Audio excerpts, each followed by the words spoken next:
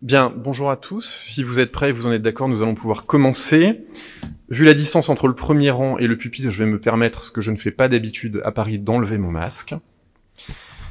Bien, mon général, mesdames et messieurs, merci beaucoup à tous pour votre présence ici à la 27e brigade d'infanterie de montagne. Je remercie infiniment le général de Courrèges pour son accueil, pour avoir mobilisé toutes ces équipes qui vous ont fait un certain nombre de présentations ce matin et qui continueront cet après-midi extrêmement intéressantes. C'est le 8e point presse de l'année 2021 et le 2e dans ce format délocalisé, après avoir été le mois dernier sur la base aérienne de Saint-Dizier.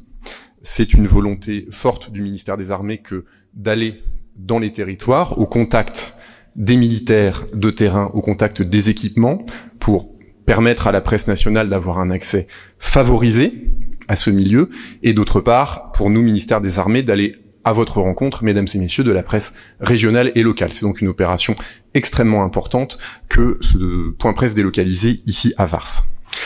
Avant de rentrer dans le vif du sujet, je souhaiterais avoir une pensée respectueuse et émue au nom du ministère des Armées et de ses personnels pour les 6 militaires de la 27e BIM décédés en opération au Mali en 2019 lors de l'abordage entre les hélicoptères. Et je souhaiterais également avoir une pensée pour les 3 personnels de la 27e BIM décédés en montagne en 2020, 2 militaires et un personnel civil. Nous pensons à eux et à leurs familles. Bien, la structuration de ce point presse dorénavant, comme c'est le cas usuellement, je vais d'abord commencer par vous donner quelques points d'actualité du ministère des Armées. Ensuite, je présenterai l'agenda des 2 ministres, Madame Parly et Madame Darrieussecq.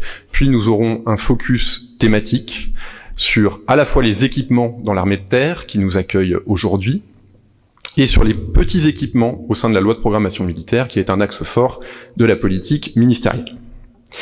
Je commence par les sujets d'actualité du ministère des Armées. Premier point, la question des archives. Il ne vous aura pas échappé que le président de la République a décidé de faciliter l'accès aux archives jusqu'à l'année 1970 incluse, ce qui permettra de couvrir les archives de la guerre d'Algérie, qui était une demande très forte de la communauté universitaire pour travailler le plus aisément possible sur ces questions historiques et mémorielles extrêmement importantes. Pour accéder à cette requête, favoriser et accélérer l'accès aux archives, décision a été prise par le président de la République de procéder, c'est technique mais c'est important, à ce qu'on appelle un démarquage au carton. Donc très concrètement, au lieu de démarquer les documents un par un, l'ensemble des documents d'un même carton peut être démarqué d'un même coup, tout en ayant au préalable, bien sûr, pris connaissance de ce que recelait le carton, mais néanmoins, d'un point de vue très technique, cela permet d'aller plus vite. Par ailleurs, 30 agents ont été recrutés par le service historique de la Défense pour permettre d'accélérer la procédure de déclassification. Donc, nous irons plus vite. Je souhaite néanmoins dire que si certains documents, quand bien même ils ont plus de 50 ans, ne peuvent pas être communiqués, c'est pour des raisons de sécurité nationale. Il y a évidemment une analyse qui est faite a priori sur la possibilité ou pas de déclassifier ces archives. Et au plan législatif, un travail d'adaptation des textes entre le Code du patrimoine et le Code pénal, qui trouve sa transcription dans l'instruction générale interministérielle 1300, l'IJ 1300, sera opéré dans les prochains mois. Des sujets industriels désormais. C'était une annonce de la ministre des Armées fin janvier lors de son déplacement à Argonay sur le site de Dassault Aviation, suite à la cession par la France de 12 avions Rafale d'occasion dans le cadre des 18 Rafale qui sont achetés par la Grèce, 6 neufs et 12 d'occasion. Il convenait de procéder à un remplacement des 12 avions de l'armée de l'air et de l'espace qui sont prélevés pour les Grecs. L'annonce en avait été faite par Madame Parly fin janvier. Nous avons dorénavant un contrat qui a été notifié à l'entreprise Dassault pour la commande de ces 12 avions. Ce contrat a été passé le 1er mars. Cette commande permettra de sécuriser la cible du nombre de Rafale en 2025 pour l'armée de l'air et de l'espace, qui est de 129, conformément à la loi de programmation militaire. Le ministère des Armées tient donc ses objectifs en la matière.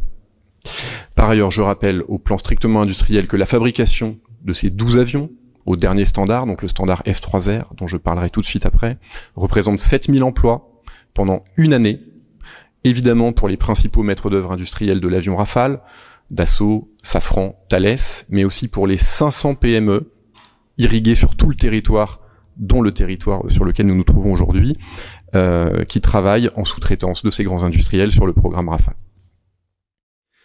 Troisième point d'actualité, la mise en service opérationnel du standard F3R du Rafale. Le Rafale, nous l'avons inscrit dans un processus d'évolution continuelle. Nous augmentons ses capacités année après année. Nous avons dorénavant, de manière active, reconnu opérationnel un nouveau standard pour le Rafale qu'on appelle F3R. Concrètement, par rapport à la version précédente du Rafale, ce qui change, ce sont plusieurs choses. Tout d'abord, la capacité de missile RR longue portée Météor, qui est un vrai fossé capacitaire que nous traversons avec l'arrivée du Météor. Un deuxième élément qui est le pod de désignation laser Talios, qui permet de faire du renseignement, de l'acquisition de cibles, qui viendra remplacer les anciens pods Damoclès. Nous aurons également des gains capacitaires en matière de ravitaillement en vol, avec une nouvelle nacelle de ravitaillement, le pod Narang. Et en termes d'armement, outre le Météor dont j'ai déjà parlé, une nouvelle bombe guidée laser de 500 kg, la GBU-16. Donc le général Lavigne, chef d'état-major de l'armée de l'air et de l'espace, ainsi que l'amiral Vendier, prononcent cette semaine la mise en service opérationnelle du Rafale F3R. Je rappelle qu'aujourd'hui nous avons 143 avions Rafale dans nos armées, armée de l'air et de l'espace et marine nationale. La moitié de ces 143 Rafales sont d'ores et déjà au standard F3R, les autres le seront dans les années qui suivent. J'indique par ailleurs que tous nos Rafales déployés en opération, que ce soit ceux qui sont sur le porte-avions dans le cadre de la mission Clémenceau 2021 en ce moment même, ou ceux par exemple qui décollent de Jordanie pour aller mener des missions au Levant, sont d'ores et déjà au standard F3R. Le processus d'évolution capacitaire du Rafale va continuer. Après ce standard F3R viendra un standard F4 qui commencera à se déployer à partir de 2022. Ce standard F4 comprendra notamment des liaisons de communication satellitaire, comprendra de nouveaux armements, notamment un missile Mika de nouvelle génération et une bombe A2SM de 1000 kg. Quatrième point d'actualité, au plan culturel cette fois-ci, je signale la nomination du film De Gaulle au César dans 3 catégories, la catégorie meilleur acteur, meilleur décor et meilleur costume. C'est un film qui a été accompagné par le ministère des Armées et plus particulièrement par la mission cinéma de la DICODE. Alors, pourquoi on l'a accompagné, c'est assez clair pour vous tous, je pense. C'est un film qui participe au devoir de mémoire, en particulier en 2020, date de 3 anniversaires, la naissance du général de Gaulle, sa mort et l'appel du 18 juin. Et la mission cinéma de la DICODE a servi d'interface entre les équipes de tournage, les équipes du film et le monde militaire.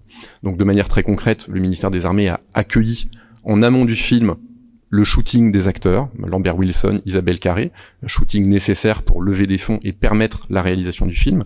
C'était une première étape. Ensuite, pendant le tournage, nous avons accueilli et facilité l'accès pour les équipes du film à certains lieux, notamment la bataille de Montcornet a été filmée sur le camp de Sissonne. Nous avons tourné divers films au sein de l'école militaire, dans l'église Saint-Louis, dans la salle des gardes, dans le salon des maréchaux. Et nous avons mis à disposition un certain nombre de chars via le musée des blindés de Saumur. Au moment de la sortie du film, nous avons organisé une conférence de presse, une avant-première en présence de l'équipe des acteurs du film, ainsi que d'autres actions de communication. En termes de bilan chiffré, pour un film qui est sorti dans un contexte éminemment particulier le 4 mars, soit quelques jours avant la fermeture des cinémas qui ont été rouverts en juin, le film a malgré ce contexte totalisé un total de 950 000 entrées, 900 000 entrées, pardonnez-moi, ce qui est exceptionnel étant donné ces conditions de sortie. Donc, nous souhaitons le meilleur succès à ce film lors de la cérémonie des Césars. J'en ai fini pour les points d'actualité. Si vous avez des questions sur ces points, je les prends maintenant. Monsieur Raffray. À partir de quand ces Rafales vont arriver en fait et jusqu'à quand voilà, merci beaucoup.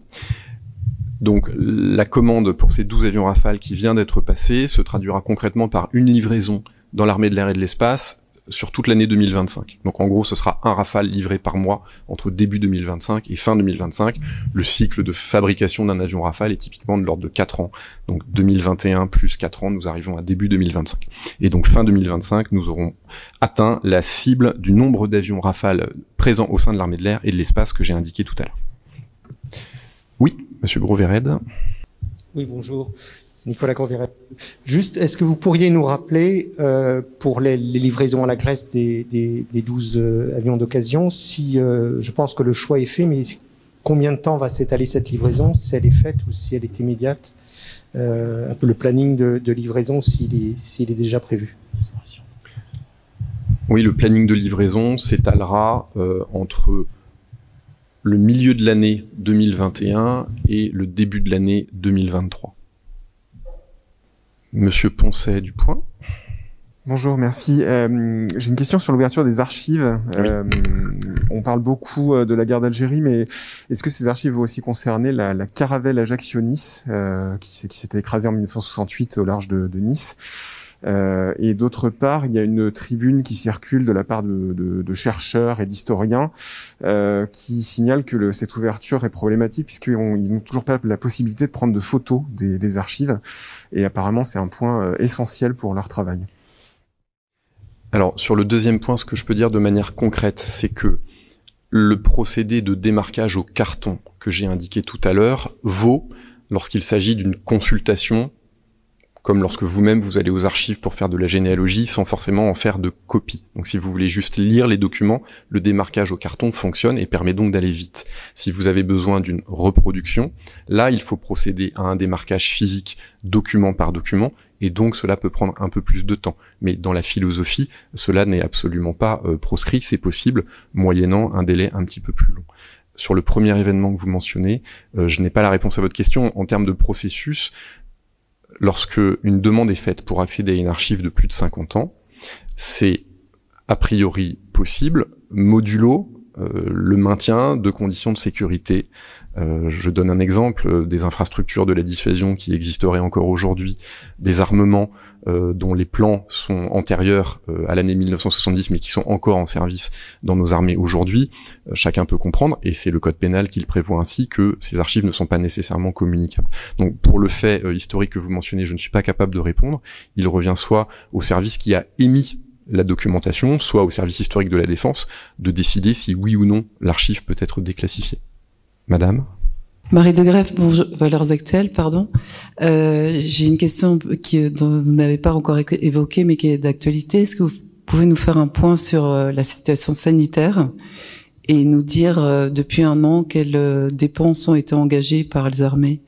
J'ai pas prévu particulièrement de faire de points sur les situations sanitaires qui est suivi attentivement sous contrôle au ministère des Armées. On a beaucoup parlé dans la période récente, je ne sais pas si c'est le sens de votre question, de l'implication des armées en accompagnement du système de santé publique en France vis-à-vis des Français. On a parlé beaucoup de l'opération de vaccination de ce week-end avec nos 4 hôpitaux d'instruction des armées qui ont vacciné 1 millier de Français.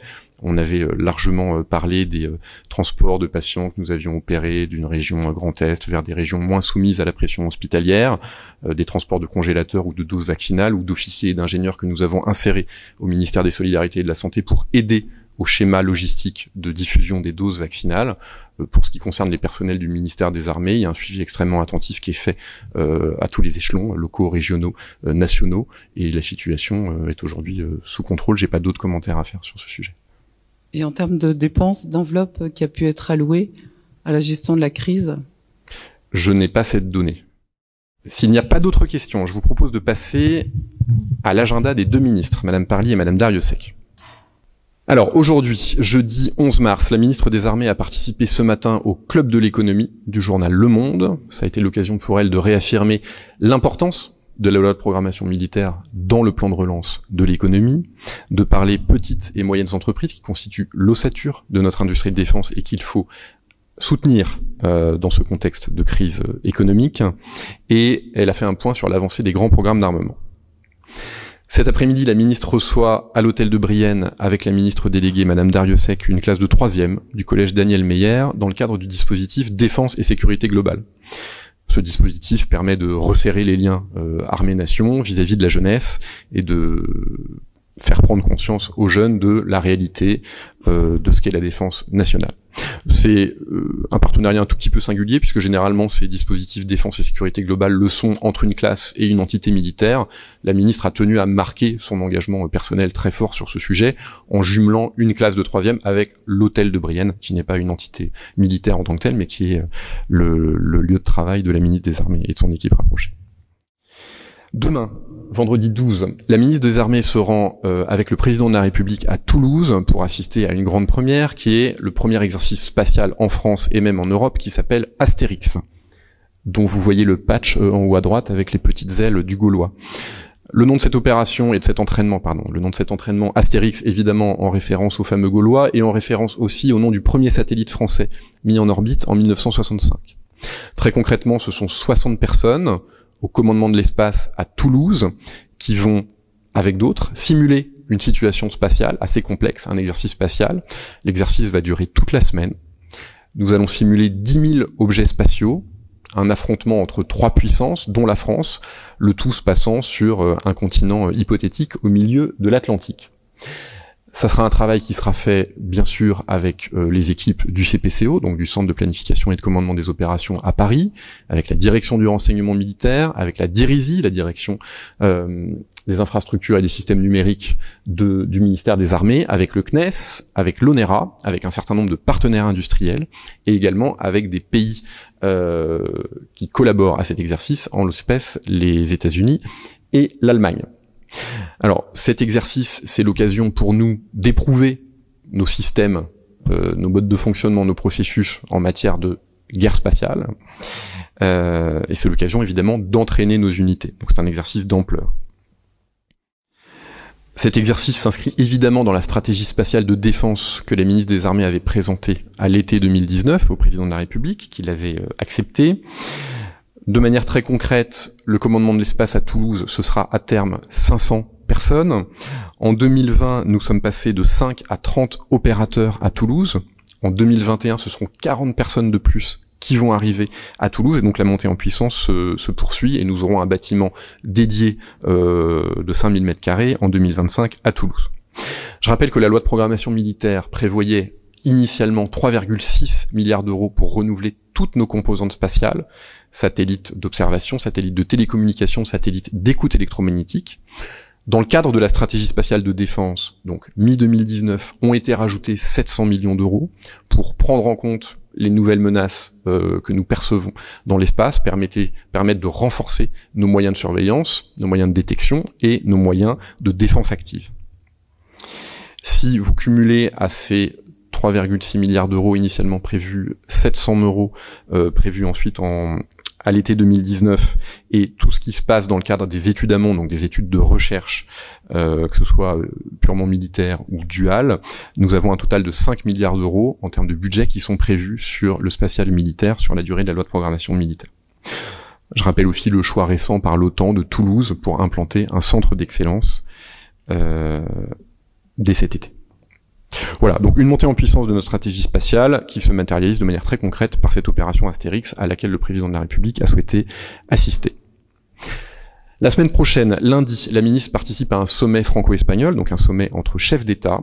Cette réunion sera l'occasion pour ces aspects défense de faire un point sur la collaboration entre les deux pays. Je rappelle que l'Espagne fait partie du projet de SCAF, du système de combat aérien du futur. L'Espagne assiste et apporte de nombreux concours logistiques sur Barkhane. J'ai déjà eu l'occasion d'en parler lors de points presse précédents. Ils sont membres de l'initiative européenne d'intervention. Et il participe à l'opération de formation des militaires maliens, le UTM Mali. Donc c'est vraiment un partenaire essentiel dans la construction de l'Europe de la défense. L'après-midi, la ministre s'entretiendra avec Monsieur Clément Beaune, secrétaire d'État, dans le cadre de la préparation de la présidence française de l'Union européenne au premier semestre 2022. Le lendemain, mardi 16, la ministre des Armées recevra son homologue néerlandaise, Madame Anke Bijleveld. Les deux ministres participeront ensemble à une réunion en visioconférence sur Takuba, avec les pays membres de Takuba. Donc pour rappel, la force Takuba de formation des militaires sahéliens a été lancée officiellement le 27 mars 2020. La première unité franco-estonienne avec 50 militaires a été déployée dès le mois de juillet 2020 et ces forces ont été engagées aux côtés des forces maliennes en octobre 2020. Les Tchèques et les Suédois sont en train de se déployer. Et nous avons à ce stade, en sud de la France, 8 pays qui participent à Takuba: la Suède, la République tchèque, l'Estonie, les Pays-Bas, l'Italie, le Danemark, le Portugal et la Belgique. Le lendemain, mercredi, la ministre participera au Conseil restreint de défense, puis au Conseil des ministres.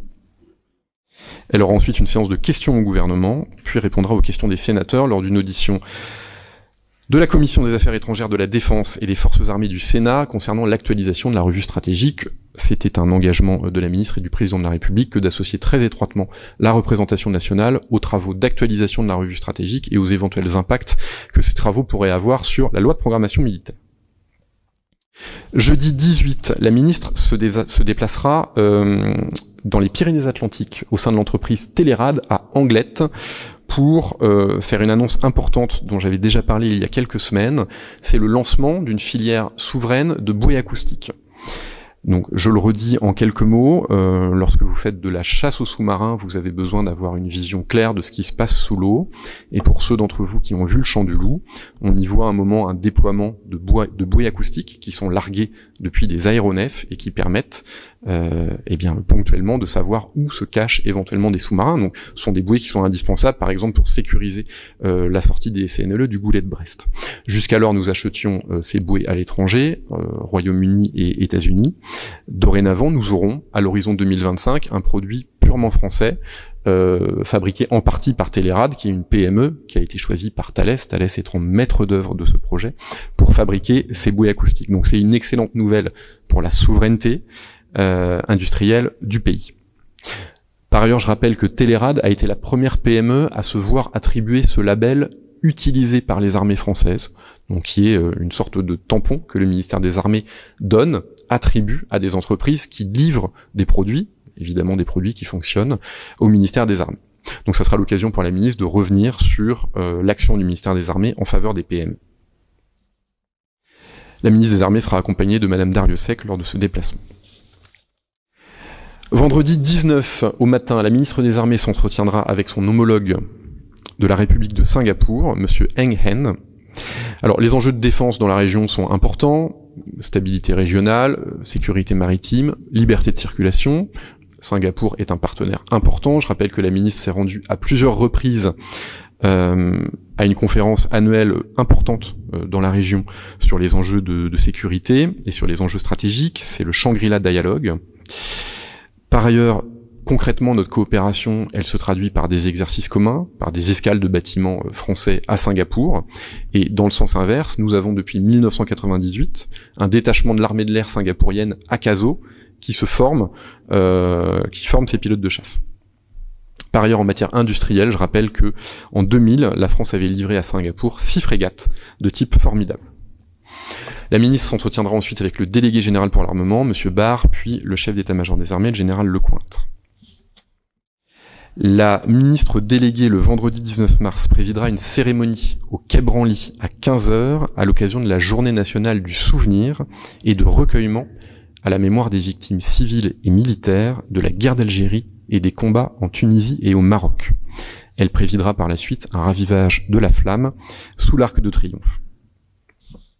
Je pousse à la semaine suivante pour vous indiquer que la ministre des Armées se rendra en Suisse le lundi 22 mars et un comité de politique industrielle sera organisé le 22 mars. Le comité de politique industrielle, c'est une réunion entre la ministre, le délégué général pour l'armement, tous les PDG des plus grosses entreprises de défense et les représentants des petites et moyennes entreprises de défense. Donc, dans le contexte actuel du plan de relance, de la question du financement bancaire, des investissements de défense, c'est une réunion qui revêt une grande importance. J'en ai fini pour la présentation des agendas. Auriez-vous des questions? Michel Godet, agence Transpresse à Lyon. Pour revenir sur l'opération Astérix à Toulouse, la montée en puissance de ce centre à Toulouse, vous avez parlé à terme de 500 personnes, est-ce que cela remet en cause l'entité qui existe sur la base aérienne 942 du Mont-Verdun, ou est-ce le Mont Verdun un complément de la base de Toulouse. Je parle de l'entité armée de l'air et de l'espace du Mont Verdun, car Madame le ministre l'avait visité il y a quelques mois. Il est prévu que les compétences associées à la base aérienne de Mont Verdun puissent rejoindre Toulouse. Ensuite, il faut regarder finement en matière d'infrastructure ce qui reste à Lyon, ce qui peut être transféré à Toulouse. Donc ce travail-là, il reste complètement à mener. Mais l'idée est bien de faire converger à Toulouse toutes les forces vives du spatial militaire en France. La ministre avait été claire sur ce point. Oui, donc à nouveau, Merdi Lacraffray. Est-ce que vous pouvez nous faire un point sur le dossier des négociations autour du SCAF, puisque j'ai compris que Madame la ministre allait en parler la semaine prochaine avec son homologue espagnol, et si j'ai bien compris, avec l'Espagne, il y a un petit sujet. Voilà, qu'est-ce que vous pouvez nous dire sur ce dossier qui semble, vu de l'extérieur, un peu bloqué? Merci beaucoup. C'est un projet emblématique de coopération européenne, d'autonomie stratégique, qui a été lancé par le président de la République et la chancelière Merkel à l'été 2017, sur lequel beaucoup a déjà été fait. Nous avons fait des études d'architecture, nous avons fait des études de recherche et technologie, un certain nombre de dépenses ont déjà été consenties, donc la mécanique est enclenchée. Nous arrivons aujourd'hui à l'aune d'une phase importante qui est celle du démonstrateur, donc avoir concrètement un avion qui vole en 2026.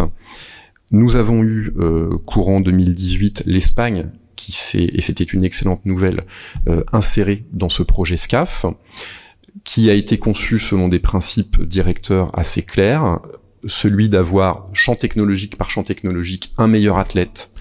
Pour dire les choses concrètement, nous bâtissons sur les compétences existantes, nous ne cherchons pas à faire monter en puissance des compétences là où elles n'existeraient pas aujourd'hui.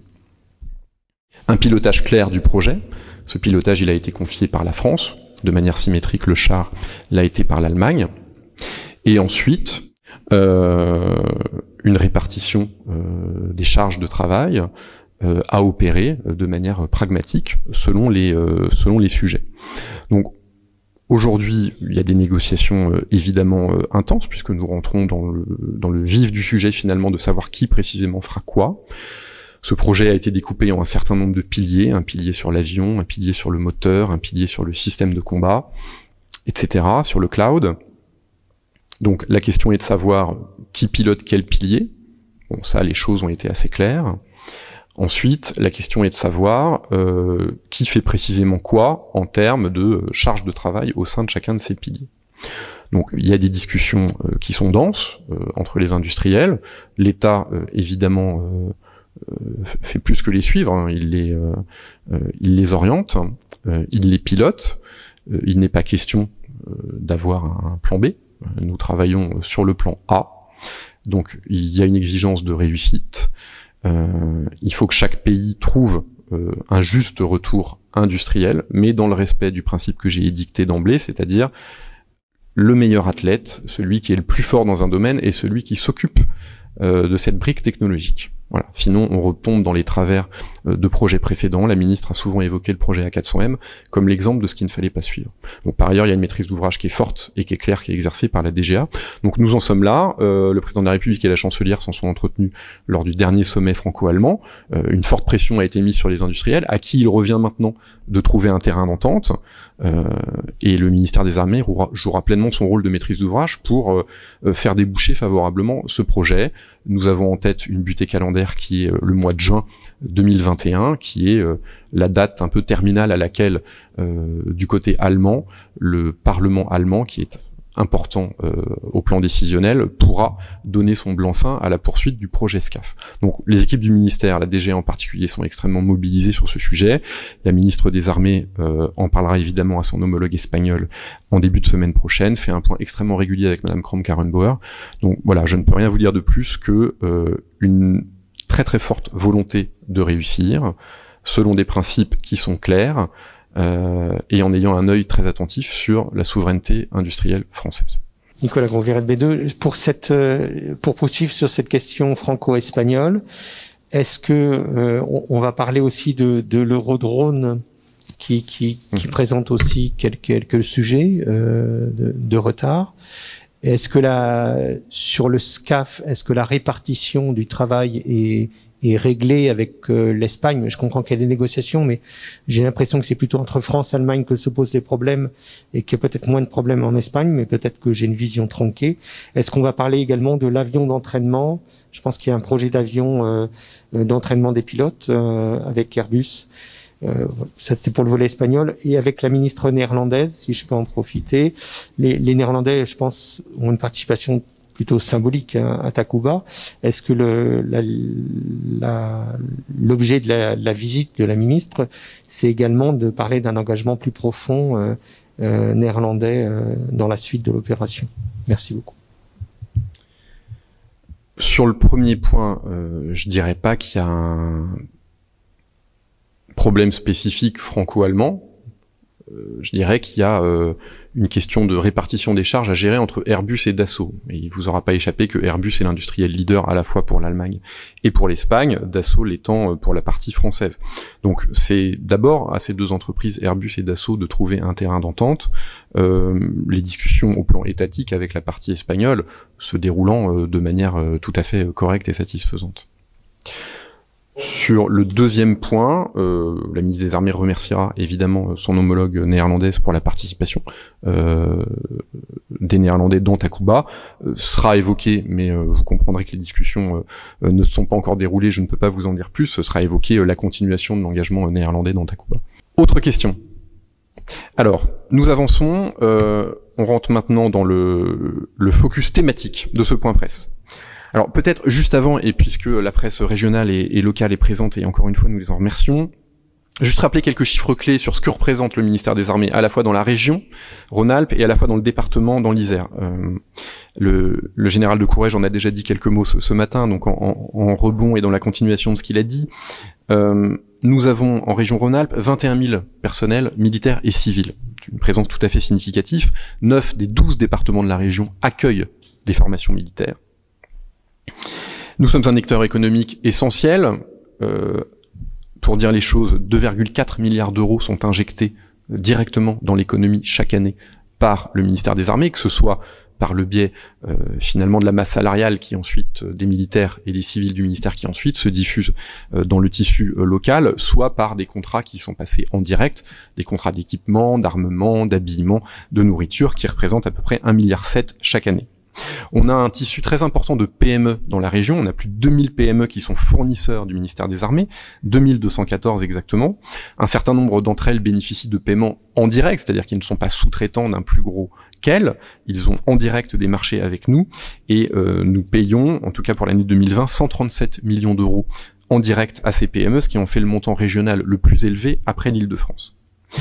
Il y a historiquement dans cette région des activités industrielles très fortes, portées par Nexter, Dassault, Safran, Thales, Michelin, et évidemment un nombre important de PME et d'entreprises de taille intermédiaire en sous-traitance. Ces entreprises sont souvent structurées en pôles de compétitivité. 2 ont une adhérence particulière avec les questions de défense. Le cluster Eden, qui est un cluster de PME défense, qui s'est monté à l'initiative d'entrepreneurs rhône-alpins, en lien avec la Chambre de commerce et d'industrie de Lyon et la Direction générale de l'armement, et un pôle de compétitivité spécialisé en mécanique qui s'appelle CIMES, Created Integrated Mechanical Systems. Ça, c'est pour la région Rhône-Alpes. Sur le département de l'Isère en tant que tel, nous avons 6500 personnes civiles et militaires, 1200 familles implantées. Les recrutements en 2020 par les différents CIRFA ont été très satisfaisants. 151 personnels armés de terre ont été recrutés, 106 personnels marine nationale et 97 pour l'armée de l'air et de l'espace.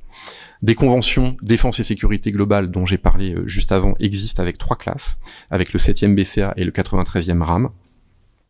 La participation à l'économie locale, là aussi, est très forte. 92 € injectés dans l'économie du département, que ce soit des contrats d'entretien, de restauration, de carburant ou des rémunérations et des charges sociales. 4000 emplois directs et indirects dans le tissu industriel et 80 sociétés qui travaillent pour nous.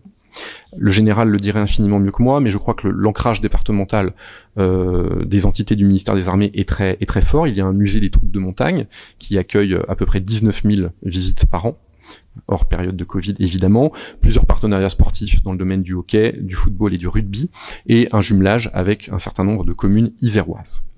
Voilà, ça c'était pour le panorama de ce qu'est le ministère des Armées dans ce territoire rhône-alpin et dans ce territoire de l'Isère. Si maintenant nous parlons des petits équipements au sein du ministère des Armées, je rappelle que c'est un axe très fort du président de la République et de la ministre des Armées que d'avoir dans cette loi de programmation militaire un certain nombre d'acquisitions qui sont dédiées aux petits équipements. On parle souvent des projets dont on a parlé juste avant, des grands équipements, le Rafale, le remplacement du Rafale, le char, les grands drones, des avions. Il y a tout un tas d'équipements de taille plus modeste, néanmoins éminemment importants pour la condition militaire, le travail des opérations au quotidien. Ce sont 1,8 milliard d'euros qui y sont consacrés sur la période 2019-2025, avec des objectifs qui sont assez clairs: financer les pactages, financer leur renouvellement, acquérir tous ces petits matériels qui sont indispensables à la cohérence capacitaire. Vous avez vu sur les ateliers ce matin un certain nombre de jumelles, des gants, voilà, des choses sans lesquelles on ne peut pas mener nos opérations. Et donc les axes d'effort qu'on poursuit sur ces acquisitions de petits équipements sont au nombre de deux. D'une part, améliorer techniquement les effets pour renforcer la protection du combattant, notamment au plan balistique et au plan des conditions climatiques, et un souhait d'améliorer les conditions de préparation à l'engagement opérationnel. Alors, je vais aller très vite, mais je vais quand même vous donner quelques livraisons emblématiques en matière de petits équipements qui ont été réceptionnés en 2020, et je ferai de même pour l'année 2021. Alors, sur 2020, nous avons réceptionné 150 fusils de précision semi-automatiques qui permettent d'avoir des tirs très précis à 800 mètres de distance, calibre 7,62, de jour comme de nuit. 425 postes radio contact, 80 postes portatifs contact pour des fantassins. Alors contact, c'est, pour faire simple, le successeur des radios PR4G. Donc ce sont des radios VHF et UHF qui ont une portée de 100 km. La nouveauté sur ces radios contact, c'est que vous pouvez faire de manière simultanée la voix et la transmission de données, ce qui avant n'était pas possible. Et par ailleurs, vous avez, grâce à ces radios contact, une localisation automatique des positions amies, ce qui est là aussi extrêmement précieux sur le terrain. En matière de fusils d'assaut, nous avons livré 12 000 fusils HK416 en 2020, 2637 jumelles de vision nocturne Onyx, fabriquées par Thales, avec en leur sein des tubes à intensification de lumière qui sont fabriqués par Photonis. Donc, beaucoup ont entendu parler de Photonis, cette entreprise de taille intermédiaire française pour laquelle la ministre des Armées s'est beaucoup battue pour qu'elle reste sous contrôle français, ce qui est maintenant acquis. En matière de parachutes, nous avons réceptionné 1350 ensembles de parachutage du combattant qui remplace l'ancienne génération de parachutes. Sur les gilets pare-balles, qu'on appelle dans notre jargon les structures modulaires balistiques, 60 000 ont été livrés, 5 300 le seront pour l'armée de terre en SU en 2021. Ce sont des gilets qui sont plus protecteurs et aussi plus légers de 2 kg par rapport à la génération précédente des gilets. En matière de treillis F3, l'ensemble des régiments d'infanterie de l'armée de terre est désormais équipé de treillis F3. Chaque militaire perçoit, j'espère ne pas être démenti, en moyenne 4 treillis. Ces treillis sont à la fois plus légers, plus respirants. Ils sont conçus pour mieux protéger des effets de surpression, notamment en cas d'explosion, c'est-à-dire qu'il y a moins de poches d'air en leur sein, et donc le risque d'effet de souffle est amoindri, et ils sont également ignifugés pour retarder leur sensibilité à une flamme. 8 secondes entre le moment où vous mettez une flamme sur le treillis et le moment où il peut prendre feu, ce qui est très sensiblement mieux que la génération précédente de treillis. Pour 2021, les livraisons emblématiques, 1116 fusils de précision, 925 postes contact pour des véhicules, 850 postes portatifs pour les fantassins, à nouveau 12 000 fusils d'assaut HK416, 1800 jumelles de vision nocturne Onyx et 1350 ensembles de parachutage du combattant. Voilà, donc il y a eu le moment des annonces, il y a eu le moment des décisions budgétaires, et il y a maintenant le moment des livraisons. Je crois pouvoir dire que, d'ores et déjà, de manière très concrète, des livraisons visibles pour nos militaires arrivent au sein des régiments. Et je pense que les ateliers de ce matin ont été assez démonstratifs à cet égard. Je vais maintenant céder la parole à d'autres intervenants qui parleront d'une part des petits équipements au sein du service du commissariat des armées, puis nous parlerons de maintenance terrestre et nous parlerons de plans capacitaires et de matériel petits et gros au sein de l'armée de terre. Donc je vais maintenant inviter le représentant du service du commissariat des armées, le commissaire en chef Neumann, pour la présentation sur les petits équipements du service du commissariat. Merci, monsieur le porte-parole. Mon général, mesdames, messieurs, donc je suis le commissaire Neumann, le directeur du Centre interaméricain du soutien des équipements du commissariat, organisme implanté à Rambouillet et qui relève du service du commissariat des armées. C'est l'organisme qui est responsable du développement et de l'approvisionnement de 3 catégories de matériel qui regroupent en fait ce que l'on appelle le soutien de l'homme. Donc tous les effets d'habillement. Les effets d'habillement, c'est à la fois la tenue que je porte, mais c'est également les gilets pare-balles, les tenues NRBC, les casques, les gants, etc., les treillis, bien sûr. Donc les effets d'habillement, tout ce qu'on appelle également les petits équipements, également les rations de combat, donc nécessaires aux militaires en opération, notamment extérieure, et puis les matériels de campagne, donc qui permettent de garantir les besoins vitaux des militaires en opération. Qu'est-ce qu'il faut retenir en matière d'effets d'habillement? En fait, on a une situation un petit peu délicate pendant quelques années, au moment des restructurations du soutien. Cette situation s'est très nettement améliorée depuis 2 ans, et notamment elle a pu s'améliorer grâce à la loi de programmation militaire. Alors effectivement, vous avez entendu souvent ce mot prononcé, cet acronyme prononcé ce matin. Pour nous, c'est important, puisque c'est 1,8 milliard d'euros qui nous permettront d'acheter d'ici 2025 à la fois les effets pour soutenir nos combattants, mais également pour renouveler les effets.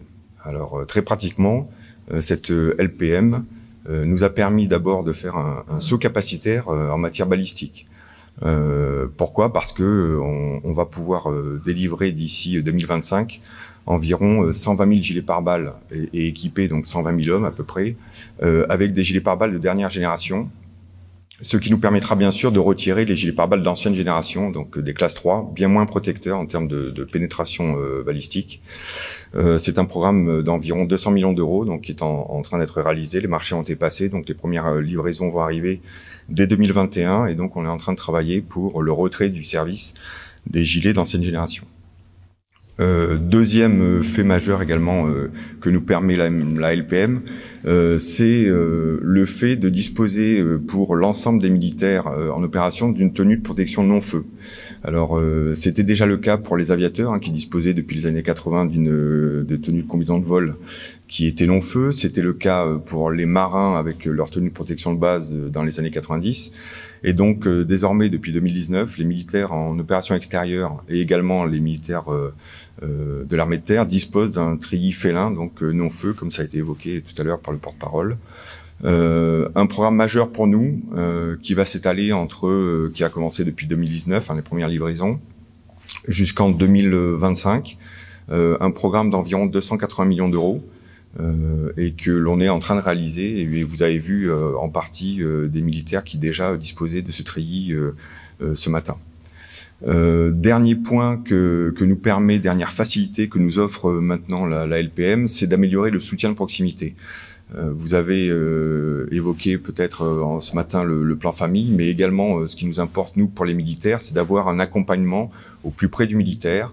Et donc en fait, on le déploie à travers 2 axes ou deux moyens. Le premier, ce sont des agences, en fait des espaces Atlas que l'on ouvre au plus près des militaires, donc dans les régiments. Environ 200 espaces Atlas seront ouverts d'ici la fin de l'année. Donc on a déjà une centaine qui sont opérationnels et qui apportent des prestations, alors dans le domaine de l'habillement notamment, des accompagnements, de l'information. Donc ça c'est le premier point. Le deuxième point, c'est un portail de commande sur Internet. Donc c'est le fait majeur qui est déployé depuis la fin de l'année 2020 au profit des 50 000 militaires de l'armée de l'air et qui leur permet de passer leurs commandes pour renouveler leurs effets. Donc ce portail sera mis en service pour les marins d'ici l'été et puis pour l'ensemble des personnels du ministère d'ici la fin de l'année. Et donc là, c'est également un point important pour nous. Ce que nous permet également cette LPM, c'est au-delà du soutien, bien sûr, c'est d'avoir une démarche dynamique qui nous permet de développer de nouveaux produits et d'avoir une démarche de recherche et développement. Alors, c'est vrai que jusqu'à présent, on parlait de recherche et développement surtout dans le domaine de l'armement, et c'était la DGA qui en avait le monopole et qui faisait très bien.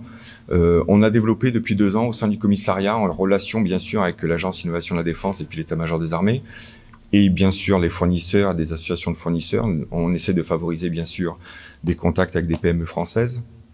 Donc on a mis en place une démarche visant à développer des projets innovants. Aujourd'hui, on en a une quinzaine dans le domaine du soutien de l'homme, à la fois dans l'habillement, dans le matériel et puis dans les rations de combat également. Dans l'habillement, on a 3 pistes particulières.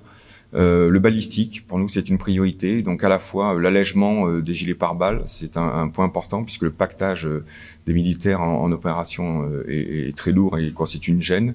Donc on souhaite alléger le gilet pare-balles tout en évidemment améliorant sa capacité de protection et puis en garantissant ses caractéristiques de protection et notamment par exemple on est en train de travailler sur la mise au point d'un atelier mobile de maintenance de gilets pare-balles qui pourra être déployé en opération extérieure. Ce qui nécessite d'ailleurs la mise au point des machines pour contrôler à la fois les plaques et les packs souples qui constituent les gilets pare-balles. Un autre axe, par exemple, d'innovation sur lequel on travaille, c'est bien sûr les tissus, à la fois pour qu'ils soient plus légers, plus confortables, plus respirants, etc. Et puis, ponctuellement, on a des petites pistes. Là, on est en train de travailler, par exemple, avec des fournisseurs pour intégrer du lin dans les tissus qui sont utilisés pour faire les treillis. Alors au-delà de l'intérêt évidemment écologique, il y a un intérêt de confort pour les militaires et accessoirement un intérêt éventuellement économique puisque la France est le leader mondial de la production du lin et n'assure pas encore la totalité de la transformation de cette matière sur le territoire français. Donc là on a une piste sur laquelle on travaille avec des PME françaises. Et puis on a d'autres pistes également, donc tout ce qui est numérique nous intéresse énormément. Par exemple sur les prises de mensuration pour aider les militaires, comme je l'évoquais, sur le portail de commande pour prendre leurs commandes, et puis également pour nous aider à délivrer et à incorporer au plus vite et au mieux les militaires, puisque nous incorporons environ 25 000 militaires chaque année. Voilà, donc ce sont un certain nombre de pistes que l'on développe. On a également une dernière piste, c'est le recyclage. Contrairement à ce que l'on pourrait penser, il n'existe pas de filière française intégrée de recyclage. Donc on est en train de travailler avec des fournisseurs à qui on a confié des treillis F3 qui reviennent d'OPEX ou des tenues de protection de base, donc des tenues des marins.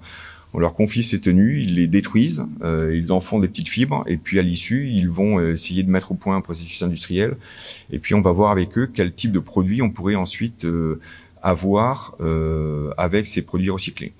Donc là, on a un intérêt évidemment de protection de l'environnement, mais également l'intérêt militaire, puisque ce que l'on recherche, bien sûr, c'est de garantir que nos treillis sont bien détruits et ne se baladent pas et ne tombent pas entre des mains qui pourraient les utiliser dans de mauvaises conditions. Donc un travail intéressant et sur lesquels on espère déboucher d'ici 2023 avec la mise en place d'une filière de recyclage en France. Et puis pour conclure mon propos, donc vous donner quelques informations sur les produits que l'on a développés depuis quelques années. Alors évidemment le développement, on n'est pas là non plus dans un programme d'armement, mais il faut quand même 2-3 ans pour développer les produits entre l'expression de besoin et puis la réalisation. Nous sommes en train de travailler sur la nouvelle chaussure de combat qui sera déployée d'ici 2022 et qui va remplacer donc les chaussures de combat Centre-Europe que vous connaissez peut-être là, qui sont marrons. En nubuck, là on va les remplacer. Les sacs à dos, c'est là aussi on a un gros travail qui est important pour les militaires. Nous travaillons également sur 2 pactages essentiels, donc le pactage en forêt équatoriale, donc il y a des tests actuellement en Guyane pour définir, mettre au point le tissu et puis le treillis. Et puis également sur le pactage grand froid. Et ça tombe bien puisqu'on travaille bien sûr avec la BIM sur ce sujet. Pendant de nombreuses années, évidemment, c'était l'impératif opérationnel puisqu'on suit bien sûr l'impératif opérationnel. Le grand froid n'était pas notre domaine je dirais, d'intérêt. Et puis donc maintenant, on est en train de travailler sur ce sujet pour fournir des équipements plus adaptés aux militaires. Pour les marins, on est en train de travailler sur la mise au point d'une tenue nouvelle de pont d'envol. Une nouvelle tenue de force pour les forces spéciales également sur les tenues tactiques, de nouvelles chaussures de service courant et puis nous travaillons également sur un certain nombre d'effets de tenues de protection pour les tenues de mer également pour les personnels qui sont à l'extérieur sur les ponts. Donc là, toutes ces tenues arriveront d'ici 2022. Et puis dernièrement, donc concernant l'armée de l'air, nous travaillons également à la mise au point d'une nouvelle combinaison de vol, donc qui va évoluer à la fois sur sa forme et puis également dans sa conception en termes de tissu. Une nouvelle tenue pour les forces spéciales également de l'armée de l'air sur lesquelles on travaille. Et puis nous mettons au point une tenue pour les mécaniciens Actuellement, les mécaniciens sont en fait les derniers qui ne disposent pas d'une tenue non-feu, et donc nous mettons au point une tenue protectrice, et notamment pour l'outre-mer, puisque ils travaillent dans des conditions assez difficiles, donc on veut à la fois les protéger de la chaleur, mais aussi du feu. Voilà. J'en ai terminé pour mon intervention. Je suis à votre disposition pour des questions. Oui, bonjour, Jean-Marc Tanguy. Quel est le volume de votre activité qui est fait avec ce qu'on pourrait qualifier de petites et moyennes entreprises? Actuellement, on a à peu près 70 fournisseurs sur lesquels on travaille couramment dans le domaine de l'habillement. Sur les 70 entreprises, 50% sont des PME françaises. Et en valeur? En valeur, écoutez, on achète à peu près, notre budget c'est 230 millions d'euros. Sur les 230 millions d'euros, on est à peu près à plus de 50% de ces achats sur les PME aussi.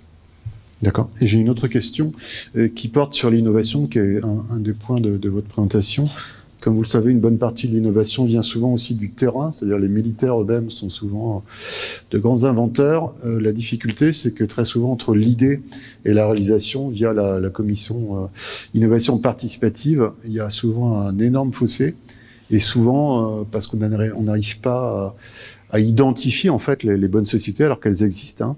Alors c'est vrai que c'est moins dans votre gamelle, hein, c'est l'AID normalement qui est censé faire ce travail-là, mais est-ce que vous êtes conscient de ça et est-ce que vous êtes, par les relations avec le fournisseur que vous pouvez avoir, vous pouvez être facilitateur dans ce domaine? Merci.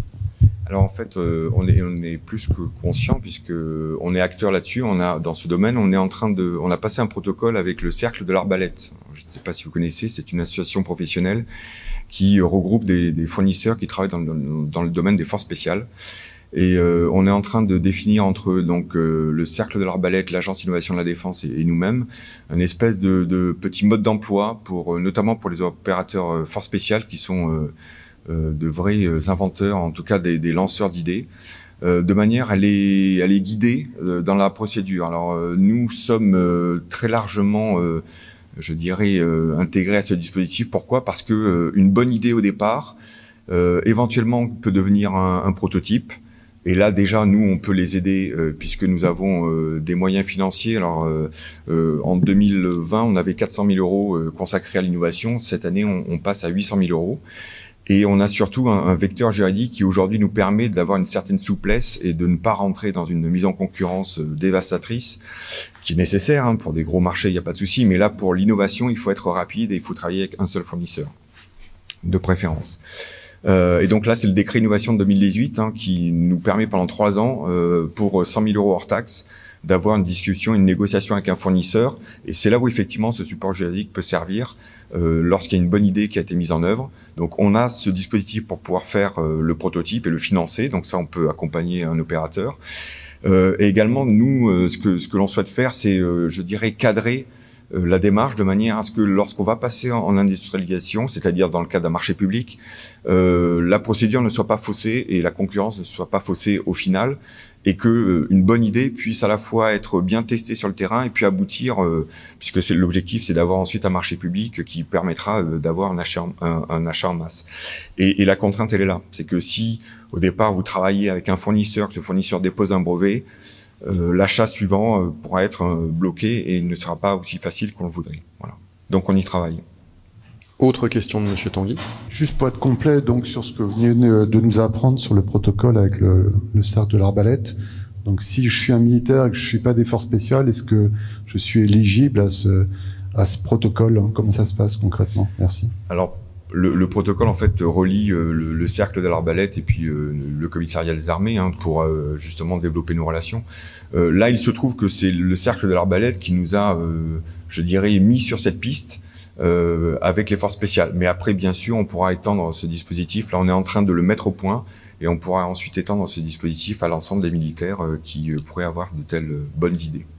Merci. On va poursuivre la présentation avec le colonel Maffet de l'état-major de l'armée de terre qui va nous parler d'équipement au sein de l'armée de terre. Si vous le permettez, je compléterai un petit peu la réponse à votre question, Monsieur Tanguy.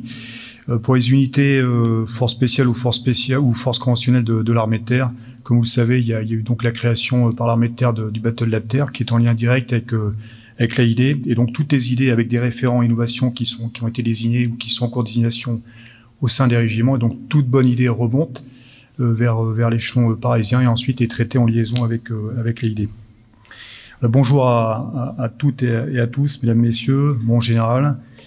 Je vous remercie, Monsieur Grandjean, d'avoir soutenu, de porter une attention aussi soutenue sur nos petits équipements, petits par la taille, mais comme vous l'avez souligné, déterminants au regard de la plus-value qu'ils apportent aux hommes et femmes qui sont déployés sur le terrain. Vous l'avez très certainement constaté lorsque vous êtes entretenu avec ces hommes et femmes ce matin, les hommes et femmes soldats montagne du général de Courrèges. Ces équipements sont en effet un complément indispensable aux équipements majeurs, dits majeurs, puisqu'ils sont nommés par la loi de programmation militaire et donc par la force des choses beaucoup plus visibles. L'histoire et notre expérience nous rappellent qu'une troupe est efficace au combat lorsqu'elle est aguerrie, lorsqu'elle est correctement équipée, lorsqu'elle est entraînée et commandée dans le feu de l'action. Et je vais donc m'attarder, si vous voulez bien, sur ces équipements et au travers de ces équipements, aborder cette thématique de l'entraînement et du commandement dans le feu de l'action. Donc la première de ces deux planches à venir place sans surprise l'engagé au cœur du dispositif. C'est pour lui, en effet, que sont livrés les équipements quels qu'ils soient. Et je vais me consacrer sur les pastilles vertes de cette vue, si vous en convenez. Il s'agit pour nous, tout simplement, de livrer à ces jeunes, à nos jeunes, les moyens d'exécuter leur mission, ni plus ni moins. Et souvent, dans des conditions, comme vous le savez, ça a été abordé, on parlait du grand froid, dans des conditions climatiques extrêmes, sur un terrain qui, évidemment, est généralement abrasif, et de jour comme de nuit, plusieurs mois d'affilée. C'est le minimum que nous leur devons au regard des sacrifices qu'ils sont prêts à consentir, comme vous le savez.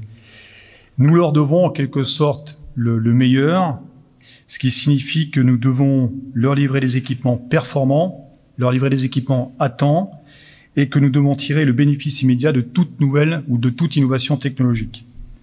Face à un adversaire qui, lui, n'attend pas pour évoluer, il s'adapte, il tire le meilleur de ce qu'il peut trouver à droite ou à gauche. L'exemple des engins explosifs est assez courant, des pièges plus généralement.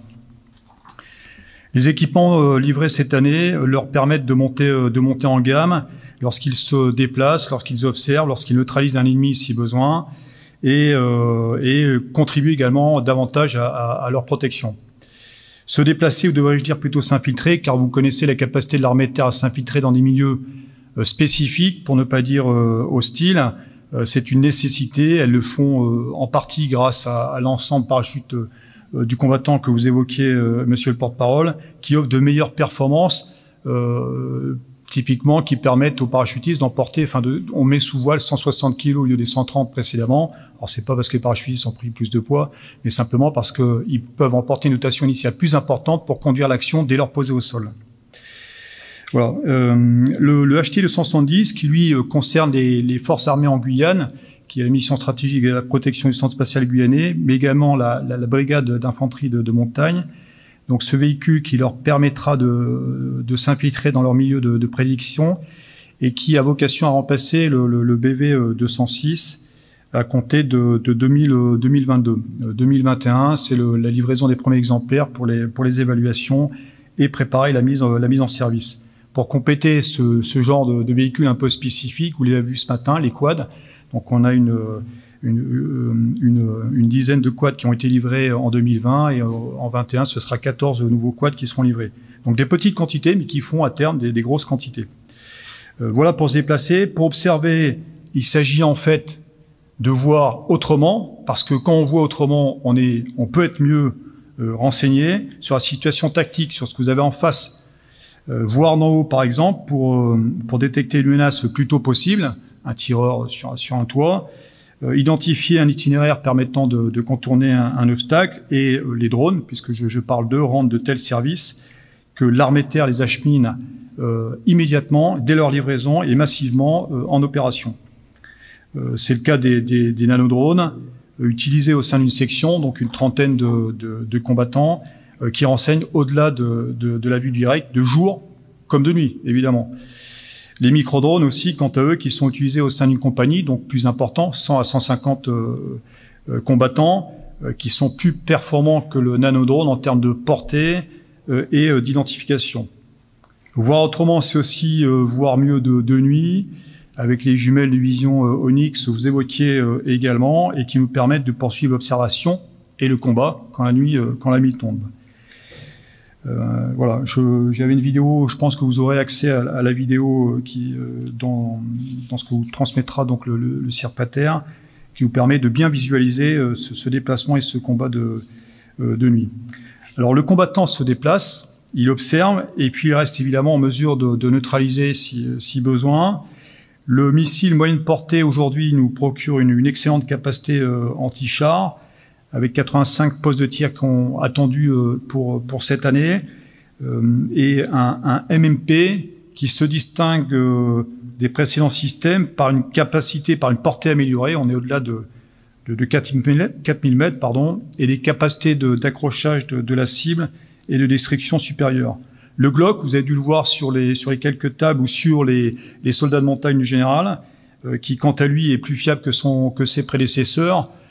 Il est en polyémère, il est plus léger, donc on rejoint la problématique de l'allègement du combattant qui est évoquée tout à l'heure et qui lui permet évidemment d'être plus mobile et donc de durer davantage. Donc le Glock avec une capacité de 17 cartouches si on voulait être précis.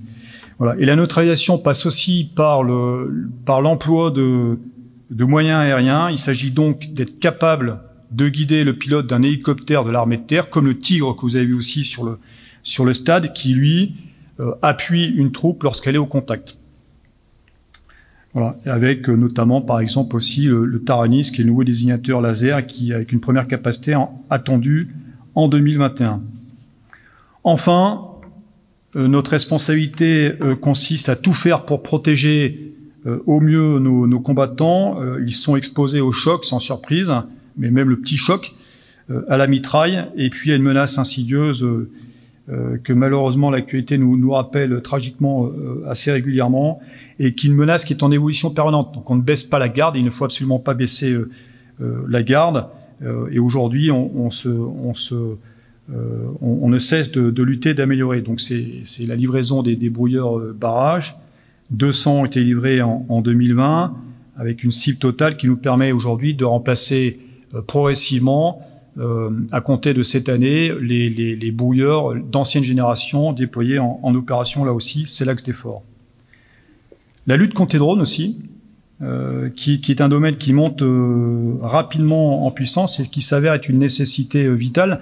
Donc ont été livrés des fusils brouilleurs, une dizaine pour être précis, et 25 fusils brouilleurs supplémentaires seront livrés en 21. Et puis, cette lutte anti-drone passe également par ce qu'on appelle une adaptation réactive. Donc ça rejoint un peu la question sur l'innovation. Adaptation réactive qui permet en fait de prendre en compte toute bonne idée, d'essayer de la développer, de la concrétiser. Donc on a une première capacité qui a été développée en urgence opérationnelle sur la base d'un VAB avec un tourello téléopéré et couplé à un radar. Et nous sommes fixés de projeter ces premiers systèmes cette année en opération, et nous poursuivons en parallèle l'amélioration de la capacité de neutralisation de ce système. Voilà. Enfin, il ne faut pas oublier d'équiper nos engagés pour leur permettre d'exécuter leur mission dans les conditions climatiques extrêmes. Ça a été aussi abordé ce matin. En 2021, les unités verront arriver un nouvel ensemble intempéries. Les hommes bénéficieront d'un ensemble de combats montagne, veste, pantalon, en bariolage, zone enneigée, ce qui évidemment contribue à leur protection. Je ne vais pas vous faire l'affront de vous expliquer à quoi sert le camouflage. Voilà, pour conclure sur cette diapositive, l'investissement qui est consenti pour livrer ces petits équipements au régiment est essentiel. Ils ne sont pas souvent cités, mais sont centraux dans notre efficacité au combat, la protection de chaque engagé et leur morale aussi. Le casque protège, le H4 tire vite et juste, l'optronique permet de surclasser nos adversaires dans les tracks de nuit, le micro-drone permet d'anticiper le danger, livré à temps et en quantité suffisante est déjà une victoire. Il faut maintenir cette bonne dynamique de livraison. Vous avez pu constater la satisfaction des soldats de montagne du général ce matin probablement.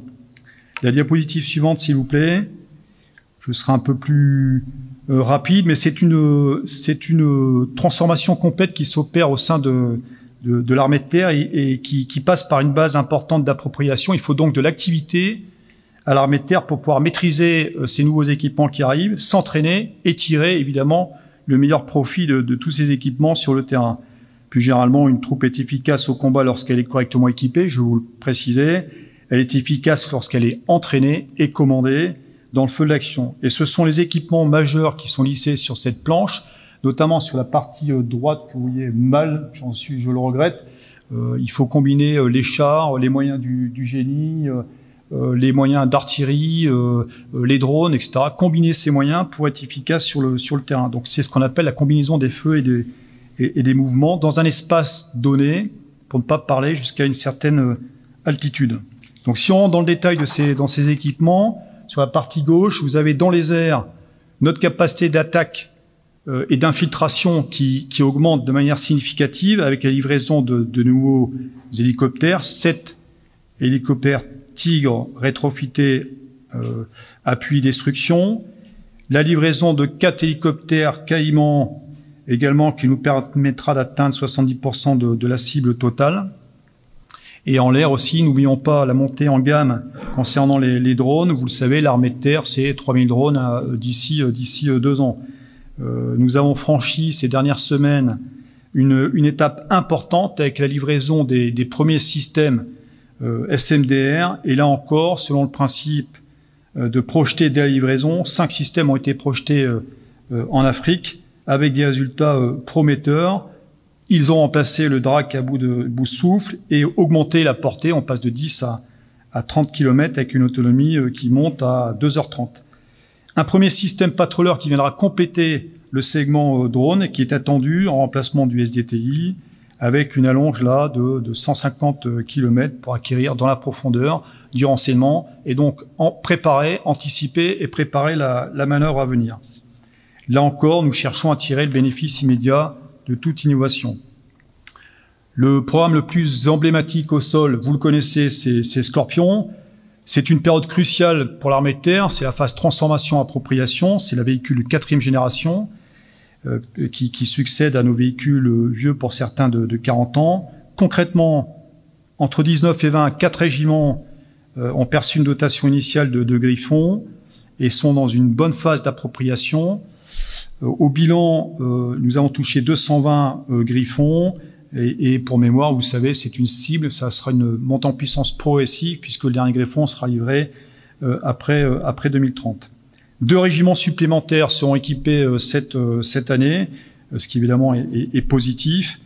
Le Griffon, ça paraît anecdotique, mais offre, au-delà de la meilleure protection qu'il offre par rapport au VAB, il offre aussi un habitacle plus silencieux. Je ne sais pas si vous avez eu l'occasion d'être transporté dans un Griffon. Et donc, ce relatif calme permet au chef de groupe de donner ses ordres sereinement, d'être entendu par son groupe de combat avant qu'il débarque pour lancer l'action. Donc, vous voyez, ce genre de petits détails qui importent. Voilà. Et en 2021, période importante, avec l'arrivée des 20 premiers Jaguars, pour équiper donc à terme les 7 régiments de cavalerie légère avec des capacités évidemment d'observation, d'agression et de mobilité supérieures aux 10 RC. Voilà, je termine au sol avec le VBL pour vous dire que nous cherchons en permanence à faire évoluer au mieux nos équipements. La loi de programmation militaire prévoit notamment la mise en service de 800 VBL régénérés qu'on appelle VBL Ultima et qui comporte plusieurs améliorations au niveau de la protection contre les engins explosifs, prédisposition au brouilleur-barrage, un meilleur niveau de protection et aussi une meilleure mobilité. Et comme vous le savez, le VBL est un véhicule de combat qui a vocation à sortir des axes et vous le savez, les engins explosifs sont enterrés sur les axes. Donc ça contribue directement à la protection. Voilà. Et en parallèle, pour accélérer la protection de nos unités, des kits de blindage destinés aux VBL de génération actuelle sont en cours de montage par le 13e BESMAT, bâton de soutien du matériel de Clermont-Ferrand, et ils seront projetés assez rapidement en BSS. Voilà. Et puis, les unités en l'air et au sol doivent pouvoir communiquer, échanger. Je ne reviens pas sur ce qui a été évoqué sur les postes de contact. On pourra peut-être, à l'occasion du déjeuner, échanger si vous souhaitez dans ce domaine-là. Là aussi, on progresse avec un échange à la fois en phonie, mais également un échange de données qui permet d'être très réactif, en tout cas plus réactif dans la conduite du combat. Pour conclure,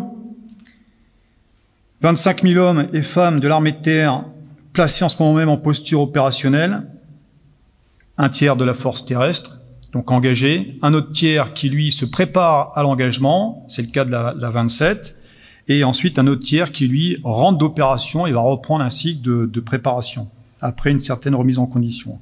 Donc c'est bien pour ces hommes et femmes qui s'engagent au quotidien que sont livrés les équipements présentés aujourd'hui. Ils les utilisent au quotidien pour s'instruire, pour s'entraîner, pour dissuader aussi, et combattre. Recevoir des équipements procure une grande satisfaction pour nos unités, qui demandent une chose, c'est de quoi s'entraîner et de quoi s'engager, de quoi réussir leur mission.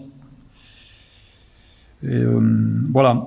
Je vous remercie pour votre attention et je crois que les questions-réponses interviendront à l'issue de... On peut prendre d'ores et déjà quelques questions si pour le souhaitez. colonel Maffei, si vous en avez. Une question sur l'innovation. Oui, non, sur les drones, mais donc c'est un peu lié. Je veux être sûr d'avoir bien entendu le chiffre que vous avez prononcé pour le nombre de drones dans 2 ans. J'ai cru entendre 3000. Oui.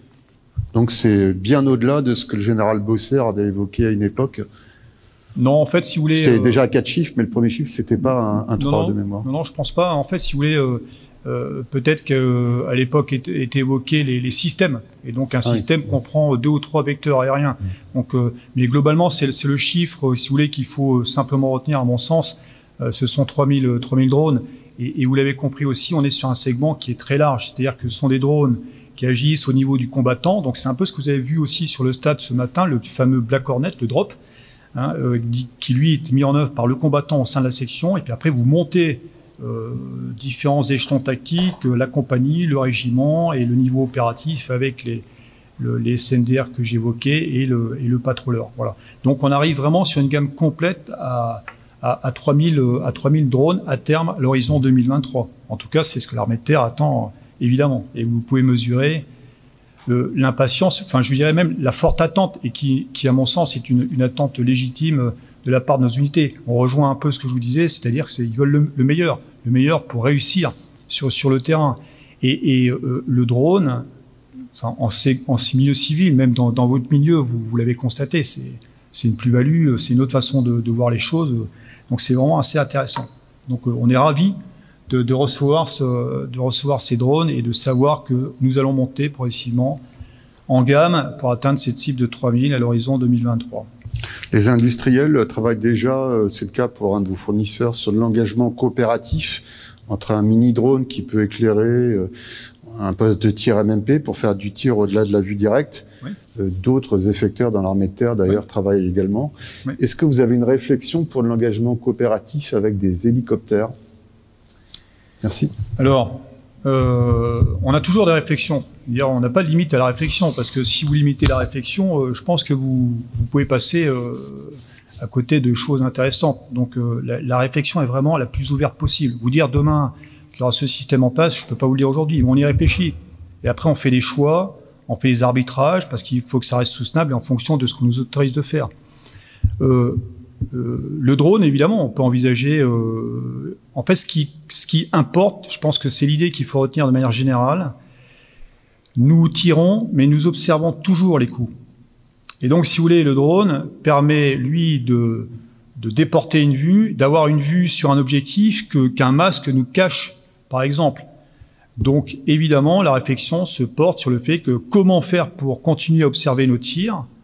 Et donc, un couple drone MMP, évidemment, a du sens. Drone, hélicoptère, pourquoi pas, bien sûr. Merci beaucoup, mon colonel. Sauf s'il y a d'autres questions. Nous allons passer à la présentation du colonel Legris de la DC SIMT, qui va nous parler du soutien du Griffon. En général, mesdames, messieurs, donc je suis le colonel Legris, responsable du soutien en service du programme Scorpion. Donc, programme Scorpion, qui inclut le Griffon, le Jaguar, le Serval, le Sikes, etc., comme vous savez. Donc, je suis ici plus particulièrement pour vous annoncer officiellement la reprise du soutien du Griffon par l'armée de terre, puisqu'il faut savoir que ça faisait à peu près 1 an et demi donc que ce soutien en coopération évidemment avec nos maintenanciers, était assurée par l'industriel qui n'avait pas encore livré totalement son système de soutien. Donc aujourd'hui, l'armée de terre reprend officiellement le soutien du Griffon, ce qui est l'occasion donc pour moi de vous présenter les avancées du soutien Scorpion et donc du soutien de 4e génération. Comme on parle d'équipement de 4e génération, on parle aussi de MCO, de maintien en condition opérationnelle terrestre de 4e génération. Et je vois 4 principales avancées. Une simplification de la maintenance des engins, qui va contribuer donc à améliorer le soutien. Le déploiement d'un système de soutien très complet et plus moderne que le précédent, évidemment. Un engagement via un contrat de MCO moderne, un engagement de l'industriel qui est donc responsabilisé, beaucoup plus qu'autrefois, où l'armée de terre était beaucoup plus autonome. Là, une coopération avec un industriel qui est responsabilisé sur des exigences contractuelles, de fiabilité, de conception, je vais en parler un peu plus. Et puis 4e idée, une complémentarité de plus en plus importante, notamment sur la maintenance industrielle entre les acteurs étatiques et privés. Donc je détaillerai un petit peu assez rapidement le premier point sur la simplification de la maintenance des engins. Bon, il faut savoir que dès 2011, l'armée de terre a été associée au choix de concept. On avait trois grands concepts à l'époque, une sorte de mini VBCI, une sorte de super VAP 6.6 et l'architecture du Griffon retenue. Cette architecture avec un moteur à l'avant notamment permet une maintenabilité beaucoup plus simple qu'avec un moteur très intrusif comme celui du VAB, où les maintenanciers ont plus de difficultés à accéder au GMP, au groupe motopropulseur. C'est un exemple concret pour vous montrer que la simplicité des actes de soutien a été pris en compte dès le départ. Les exigences de maintenabilité qui sont dans le contrat avec l'industriel lui imposent aussi des temps de réparation bien plus courts, un concept de réparation plus court qui nous amène à espérer de diviser à peu près par 2 les temps de réparation par rapport au VAB actuel. En gros, 6 heures au 100 km contre plutôt 12, 13, 14 heures pour le VAB aujourd'hui. Certes en fin de vie, mais en gros quand même divisé par 2. Ce qui sera notable. Et on espère aussi que 80% des actes de maintenance seront réalisables au niveau régimentaire. Donc tout ça reste encore à véritablement prouver en utilisation, mais les premiers rétex de 1 an et demi d'utilisation nous donnent beaucoup d'espoir. Le deuxième point que je voulais évoquer, c'est la livraison d'un... Oui, pardon, excusez-moi. Également en termes de simplicité, je voulais aussi citer deux points importants. C'est l'idée, je citais tout à l'heure tous les matériels du programme Scorpion, l'idée qu'on a beaucoup de composants communs aussi entre les versions de Griffon, mais aussi entre les versions d'engins. Typiquement, on a une optronique sur un Griffon VOA qui est la même en grande partie que celle sur le Jaguar. On a des pneumatiques du Serval qui sont les mêmes que ceux du Griffon. On a des composants de boîte de vitesse qui sont les mêmes entre le Jaguar et le Griffon. Donc ça, c'est important aussi, sans parler du système d'information et de combat qui est le même pour tout Scorpion. Donc ça, c'est aussi une piste majeure pour contribuer à simplifier le soutien, simplifier la formation, notamment des maintenanciers. L'approche par kit aussi, c'est qui est partagée entre tous les porteurs. C'est aussi un gage de communalisation. On retrouvera les mêmes kits sur un Serval que sur un Griffon. Donc là aussi, c'est en termes de pièces de rechange, en termes de formation, c'est une avancée importante. Voilà donc pour ce premier point sur la simplicité. On pourra détailler au travers des questions peut-être. Le deuxième point, c'est donc, je le disais, la livraison d'un système complet. La CIMT a été associée, et pas que la CIMT, tous les acteurs du MCO, le commandement à la maintenance des forces, la structure de maintenance industrielle de l'armée de terre aussi, tous ces acteurs ont été associés en conception, au travers d'énormément de groupes de travail, à tous les aspects du soutien, que ce soit de la documentation, de la formation des maintenanciers, les rechanges, le système d'information logistique, tous ces sujets ont été travaillés en co-conception, et donc normalement participent très largement à l'amélioration du soutien. Énormément d'essais de maintenance ont été réalisés pendant plusieurs mois où on a déroulé énormément d'actes de maintenance pour améliorer l'industriel dans les actes en eux-mêmes, la documentation associée. Nous avons réalisé aussi, avant les livraisons, des essais en conditions proches de l'utilisation sahélienne, puisqu'on a été à Djibouti avec de Griffon pour non seulement faire des essais emploi, mais aussi de maintenance, qui d'ailleurs nous ont été très largement positifs et qui sont donc assez encourageants. Voilà donc pour ce deuxième point en termes de système de soutien complet et travailler en amont. Le troisième point, j'évoquais le contrat avec l'industriel et les innovations aussi associées.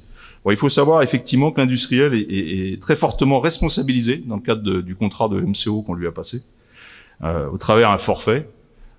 Et au travers ce forfait donc qu'on lui commande, il est responsabilité sur la fiabilité des engins, sur le temps de livraison des pièces de rechange directement dans les régiments, sur les temps de réparation. Et s'il ne tient pas ces exigences qui sont contrôlées, il y a un contrôle de gestion qui est mis en place, s'il ne les tient pas, il est pénalisé. Il se pénalise lui-même en devant livrer plus de pièces à ISO coût. C'est le principe du forfait. Donc, par là même, on le force à être plus fiable. En termes d'innovation aussi dans Scorpion et donc dès à présent dans Griffon, nous allons bénéficier d'une interconnexion qui n'existait pas entre le système d'information logistique de l'armée de terre, CIMAT, et les systèmes d'information logistique des industriels. Donc là, typiquement, avec Nexter, nous serons en lien direct avec son centre opérationnel de soutien à Roanne, pas très loin d'ici, où on échangera donc de façon quasi automatique nos données, ce qui nous permettra de partager les configurations précises des engins, partager les potentiels, au lieu de les remplir à la main et les envoyer, on pourra échanger automatiquement. Donc ça, c'est une avancée majeure en termes de rapidité, automaticité, fiabilité des données, etc. Également, nous mettrons en place progressivement, pour normalement un caractère effectif plutôt autour de 2024-25, des HUMS, donc des capteurs de santé, pour faire simple, de certains composants des matériels. Donc ces HUMS, on en attend beaucoup pour, typiquement en opération, savoir que sur les 12 engins qui partent en opération, il y en a 2 qui présentent des fragilités sur je sais pas, les batteries ou sur un autre composant, et donc il faut, avant de se lancer dans l'opération et qu'il tombe en panne 50 km plus loin, en changer 2 avec les véhicules qui sont en réserve de maintenance du théâtre. Donc en emploi, ça sera une plus-value réelle. Et puis en termes de maintenance prévisionnelle, on évitera d'être dans une maintenance systématique en pouvant avancer ou décaler les pas de maintenance de façon à être plus dans le réel associé à chaque engin et donc participer, puisque c'est quand même l'objectif principal, à la meilleure disponibilité technique opérationnelle de notre parc. Cette DTO, c'est le cœur de la mission du soutien pour l'activité et la tenue de nos contrats OPS. Enfin, dernier point, je parlais de la complémentarité entre l'armée de terre et les industriels. C'est un point qui est important, qui est cher à notre directeur central, c'est cette complémentarité, chacun dans nos domaines de compétences, et notamment autour de ce qu'on appelle la maintenance industrielle. Vous savez qu'une volonté forte au plus haut niveau, c'est l'amélioration de notre capacité de résilience. Et donc, on souhaite maintenir des capacités de maintenance dits industrielles au travers de nos 3 bases de soutien du matériel qui développent de plus en plus des capacités de régénération, c'est-à-dire de rénovation assez lourde de nos engins. Typiquement, quand ils rentrent d'opérations qu'ils ont été rincés, passez-moi l'expression, par plusieurs mois d'utilisation au Sahel, eh bien, ces engins, il faut les désosser, il faut les remettre à niveau. Ça, on sait faire dans l'armée de terre, notamment avec le SMITER et ses capacités de type industriel, qui permettent donc de régénérer et renvoyer dans les forces profit d'activité des engins. Donc voilà les 4 points principaux. Il y en a évidemment bien d'autres que je voulais évoquer. Je suis prêt à répondre à vos questions. Peut-être juste pour rebondir sur ce qu'a dit le colonel, merci mon colonel, dans son propos liminaire, quand on dit l'armée de terre reprend le soutien du Griffon, on parle sous votre contrôle, mon colonel, du niveau de soutien opérationnel, des opérations de NTI 1, de certaines opérations de NTI 2, mais évidemment, l'industriel reste engagé, comme ça a été expliqué ensuite, sur des opérations de maintenance lourde, sur de la fourniture de pièces de rechange. Donc, l'armée de terre a une autonomie sur la partie niveau de soutien opérationnel par définition, mais reste un niveau de soutien industriel. Il y a un plan dont vous n'avez pas parlé, mon colonel, mais qui est le plan MCO terrestre 2025, qui prévoit un rééquilibrage de la part de maintenance faite par les industriels versus la part de maintenance faite par le SMITER ou les militaires de l'armée de terre. Voilà. Si vous avez des questions pour le colonel Legris, Monsieur Tanguy. Peut-être une question pour lever un doute. Le rapporteur du budget de l'armée de terre, lors de son rapport annuel à l'automne, avait évoqué la crainte d'une rupture dans le soutien du Griffon. Donc vous nous dites qu'il n'y en aura pas puisque vous l'avez repris. Est-ce que vous avez une petite idée de la manière dont justement va se passer le soutien du Griffon quand il sera déployé à l'automne à Barkhane? Est-ce que vous commencez déjà à expédier tout ce qui permet justement de maintenir en OPEX, au bon niveau évidemment, et concrètement, comment ça se passe également au niveau des maintenanciers, puisqu'évidemment j'imagine qu'on verra pas des maintenanciers de Nexter à Gao, donc comment vous formez d'ores et déjà, ou peut-être vous êtes déjà formé les maintenanciers dans les régiments en vue de cette échéance qui arrive maintenant à toute vitesse. Merci. Alors pour l'aspect formation, tout ça est largement pris en compte en amont. Généralement, le processus, il est bien rodé sur les programmes d'armement. L'industriel assure ce qu'on appelle des primo-formations au profit de nos propres formateurs, de nos propres instructeurs et premiers régiments percevant les engins, et qui après eux-mêmes remettent à leurs mains les formations de façon à pouvoir les délivrer par capillarité dans toute l'armée de terre via des stages de spécialité. Ces stages, donc toutes ces primo-formations sur toutes les spécialités, que ce soit mobilité, armement, optronique, trans, etc., ont été faites. Et donc à partir d'avril, donc dans très peu de temps, là, d'ici un mois, les premières formations dites d'adaptation et de cursus se mettront en place de façon après à disposer de notre ressource interne. Donc il n'y a pas de souci particulier, d'autant plus que j'ai dit qu'on reprenait le soutien, mais on n'a pas rien fait jusque-là. On a travaillé en collaboration avec l'industriel sous sa responsabilité en termes de soutien. Mais évidemment, on a fait beaucoup d'actes de maintenance dans le cadre d'un compagnonnage entre l'industrie privée et étatique. Donc ces aspects formation m'inquiètent pas particulièrement, le process est bien en place. Et concernant la projection, bon là aussi c'est très largement anticipé par de nombreux groupes de travail côté administration, côté industriel, avec le MOTER, pour mettre en place à partir de juillet prochain les matériels, donc les 32 Griffons qui vont être projetés pour la première fois en opération. Le système notamment d'autonomie initiale de projection de stock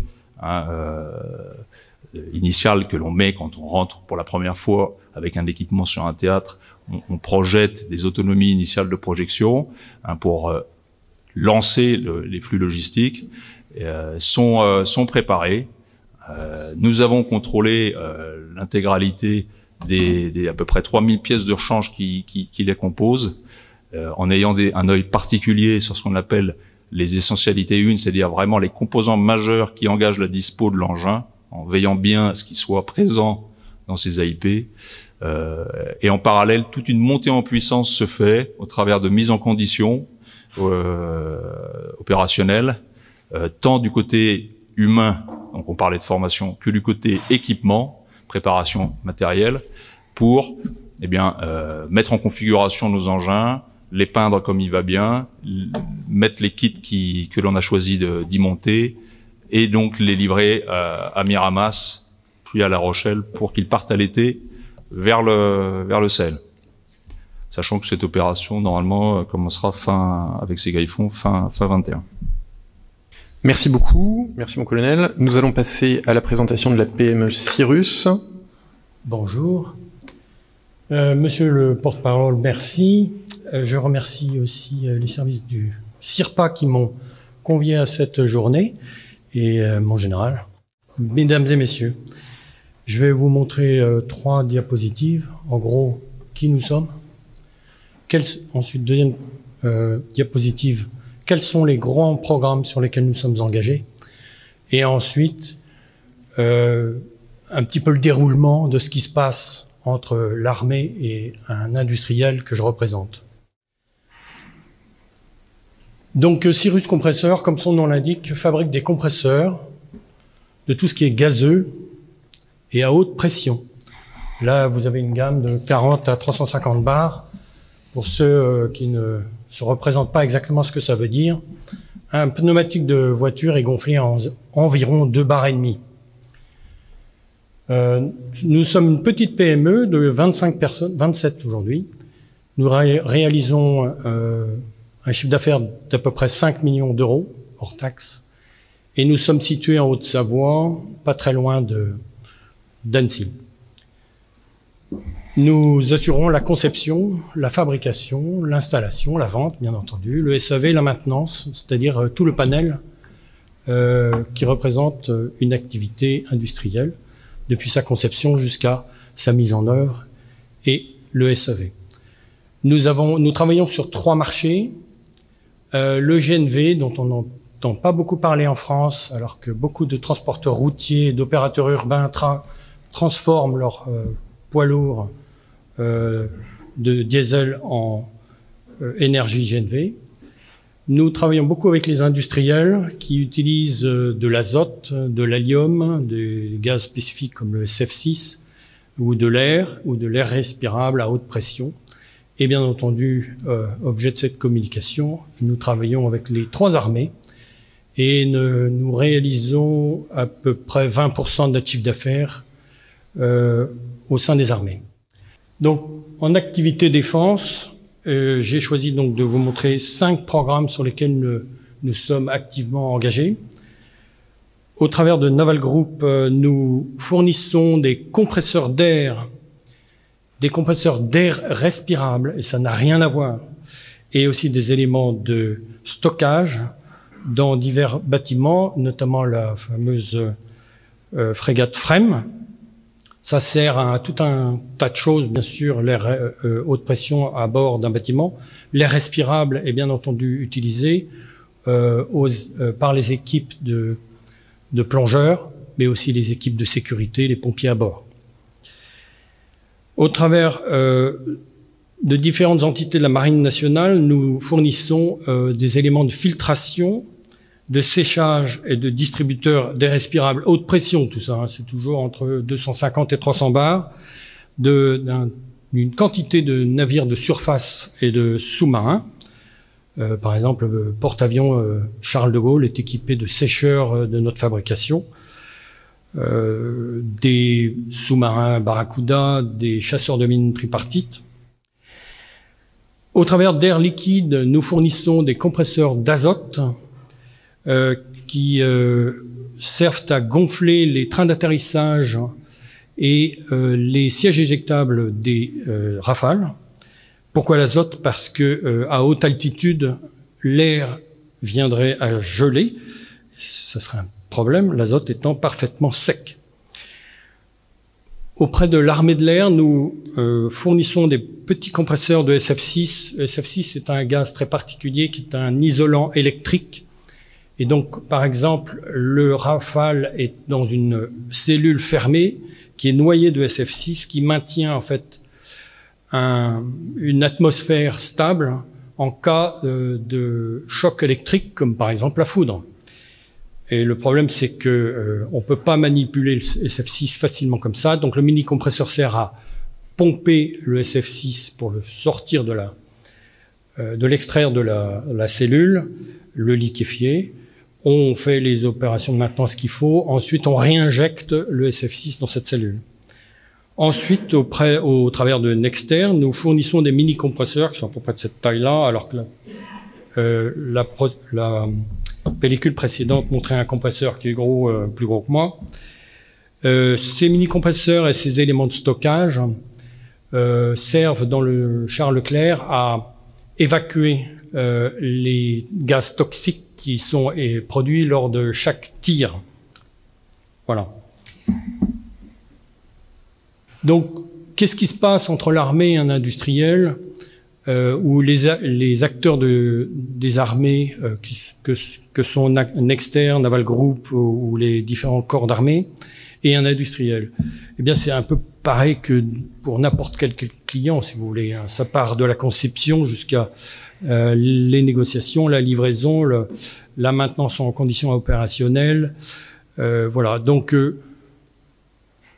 au travers de cahiers des charges qui sont édités par les opérateurs comme Nexter, Naval Group ou les armées, hein, certains membres des armées, nous travaillons avec notre bureau d'études pour essayer de répondre aux besoins, négocions avec eux parfois, jusqu'à la négociation commerciale dans laquelle moi je suis personnellement impliqué.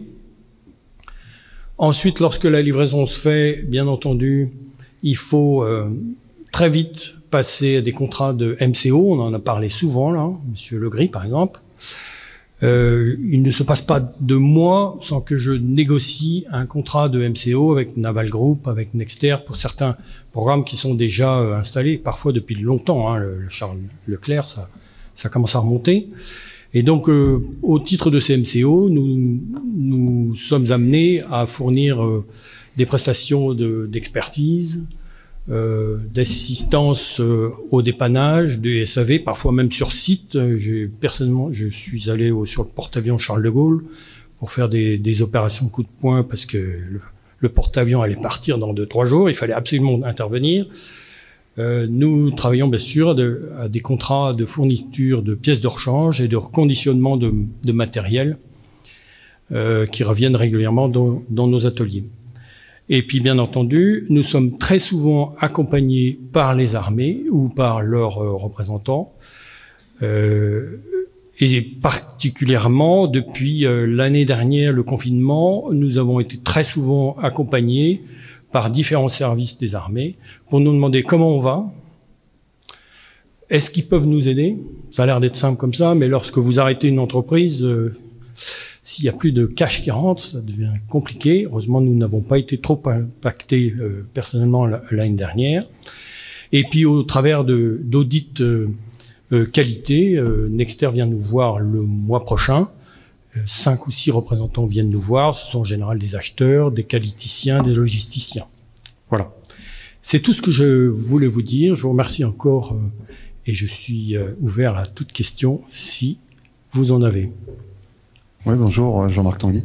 Est-ce que vous êtes amené à faire de l'export direct et si oui, avec qui comment vous, société dont vous êtes l'essentiel du service commercial, vous allez finalement les démarcher ces clients? Est-ce qu'ils viennent naturellement vers vous? Est-ce que les salons professionnels vous aident? Est-ce que des groupements professionnels comme le JCAT ou Eden peuvent également être des leviers? Et ben, ça fait déjà beaucoup de questions. Je vous laisse répondre à celle-là. Oui, je vais essayer de toutes les mémoriser. Merci. Alors, nous exportons du matériel exclusivement sur des programmes qui ont été livrés par la France à l'étranger. D'accord? Donc, nous ne livrons pas des programmes militaires étrangers, enfin d'origine étrangère. Ensuite, nous exportons en direct ou au travers de Nexter. Nous travaillons quand même beaucoup avec les Émirats arabes unis, au Pakistan, Italie. Ce sont les programmes dont je me souviens. Pour répondre à la deuxième partie de votre question, je suis dans l'entreprise que depuis 18 mois et en charge réellement, opérationnellement de la partie commerciale depuis 2 mois. Donc j'ai pas pu encore vraiment aller visiter les salons, mais ce sont des choses qui m'intéressent particulièrement parce qu'à titre particulier, j'ai toujours travaillé à l'exportation du savoir-faire industriel français dans 3 expériences différentes. Voilà. Michel Godet. 2 petites questions, une technique, une plus économique. Est-ce que la région Auvergne-Rhône-Alpes vous aide, vous qui êtes une entreprise innovante, particulièrement en matière technologie? Puis la deuxième question un petit peu plus technique, est-ce vous qui fournissez le système peut-être avec des petits compresseurs pour l'habit anti-mine, l'habit du démineur que nous avons vu tout à l'heure, avec son casque spécifique aéré. Alors nous avons bénéficié à un certain moment de quelques aides. Je ne saurais pas vous les nommer parce que je ne suis pas dans l'entreprise depuis assez longtemps pour vraiment vous répondre à ce sujet, mais sur certains sujets particuliers, par exemple le microcompresseur pour le Charles Leclerc, là, c'était une innovation extraordinaire pour nous. Pour la deuxième partie de votre question, non, c'est pas nous qui fournissons ces compresseurs-là. Je dois dire que Cyrus est passé par des moments très compliqués par son passé, et nous avons l'ambition de redévelopper et de redynamiser nos relations avec les armées que depuis très peu de temps, en fait. Merci beaucoup, Monsieur Roux. Cela conclut ce focus thématique sur les petits équipements et sur l'armée de terre. Le point presse de la semaine prochaine se déroulera le jeudi 18 mars à Ballard, sera consacré à la cyberdéfense, dans un contexte particulier, puisque s'ouvre lundi prochain, le 15 mars, la huitième édition d'un exercice interarmé de cyberdéfense qui s'appelle DEFNET, qui se déroulera jusqu'au 26 mars. Il est placé sous la responsabilité du commandement de la cyberdéfense et mobilise l'ensemble de la chaîne cyber du ministère des Armées et au-delà, en particulier l'ANSSI, 14 écoles d'enseignement supérieur, des réservistes seront mobilisés pour cet exercice d'ampleur lors duquel nous simulerons des attaques informatiques sur nos systèmes. Bon, évidemment, la menace cyber est l'affaire de tous. On voit tous dans les actualités les attaques cyber contre les sites industriels, les hôpitaux. Donc, en particulier, évidemment, le ministère des Armées se préoccupe au plus haut point de cette question. Je rappelle qu'au titre de la loi de programmation militaire, 1,6 milliard d'euros sont consacrés aux enjeux cyber, et nous recrutons plus de 1000 nouveaux cybercombattants d'ici 2025. Donc, nous aurons l'honneur et l'avantage de recevoir le ComCyber jeudi prochain. Donc, je vous invite à suivre ce point presse. Je souhaite pour conclure remercier une nouvelle fois le général de Courrèges, tous les militaires et personnels civils de la 27e BIM pour la qualité de leur accueil, de leur présentation, leur temps. Remercier infiniment le Sir Pater et son chef, le colonel de Laprelle, qui ont rendu ce déplacement possible, et également les équipes de la DICODE et de l'ECPAD qui ont fait le déplacement et qui permettent de venir à votre rencontre aujourd'hui. Merci à tous, et nous continuons, si j'ai bien compris mon général, par un déjeuner avant de basculer sur une deuxième série d'ateliers en début d'après-midi. Merci à tous.